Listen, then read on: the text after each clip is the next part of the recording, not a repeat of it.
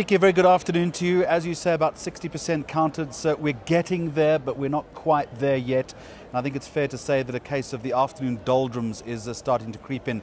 Perhaps things will perk up as the sun starts to set a little bit later. We are told, for instance, reliably that President Zuma is expected to arrive here at about 6 o'clock this afternoon. We're also gradually starting to see some of the other well-known political faces coming into the Results Operations Centre. One of those well-known faces is the leader of the UDM, Bantu Holomisa, who has joined us here on eNCA. Mr. Holomisa, good afternoon to you. First of all, just give us an early sense of your own party's performance. If we're crunching the numbers correctly, you've got 3 seats, so you've retained what you had in 2009. Have you maxed out, or do you think you can do better? Well, I think as compared to 2009, the UDM is going to do better this time around. And I'm also pleased with the national footprint spread throughout all these provinces. Of course, the big numbers from the rural areas and some big metros are not in yet, and we think we are still going to get a lot from those. All the hard work that you did in the election campaign in Marikana, for instance, that doesn't quite seem to have paid off. Well, still too early, because the Marikana and Platinum mine belt, those results are not in yet. But is there a sense that that work that you did might pay dividends at some point? They would definitely boost the United Democratic Movement. All right. At one point there was a bit of a flirtation between your party and the EFF. Again, they seem to be streaks ahead of you, don't they? Oh, well, congratulate EFF. Those young guys have done very, very well for themselves. And it's good that, in fact, I wish that they should be the anchor of an alternative in future, because this country, you need to have a strong opposition who is supported by the majority citizens of this country in terms of breakdown of the demographics.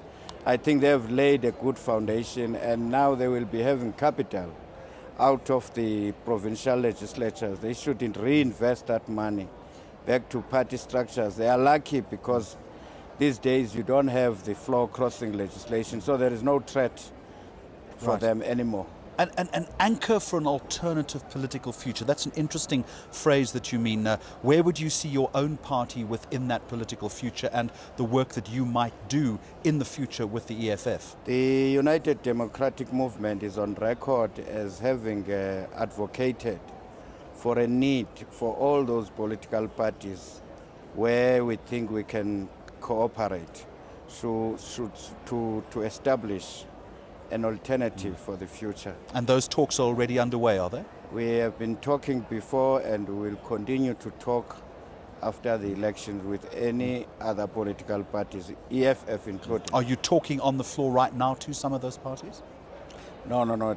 The tensions are very high here, so you can't discuss that right now. People are glued on the results. All right. You were one of the parties that was hypercritical of the Independent Electoral Commission.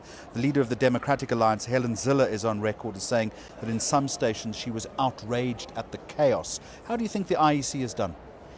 Well, comparing as compared to the 1994 under Judge Krichler as well as under Brigadier Bam, there is no doubt that the standards have dropped, and there seemed to be an encroachment by the ANC or an open collusion between ANC as well as the presiding officers.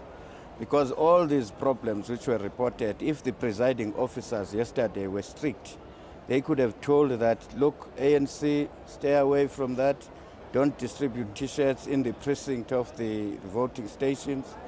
So, but I think we are being vindicated that the ANC is embedded with the IEC. Well, that is an incredible allegation that you're making, Mr. Holomisa. You're accusing the INC of colluding with the ANC. Give me a specific example.